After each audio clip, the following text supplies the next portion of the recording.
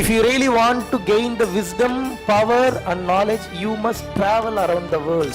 Mahavir traveled, Krishna traveled, Rama travel, Pulithevan travel.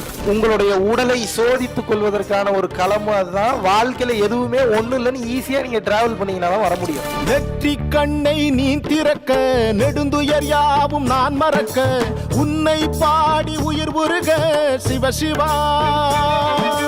உன்னை வேண்டி எரிவதனால் சாம்பல் கூட சக்தி பெறும், உள்ளங்கையில் உனை தொழுதேன் சிவ சிவா.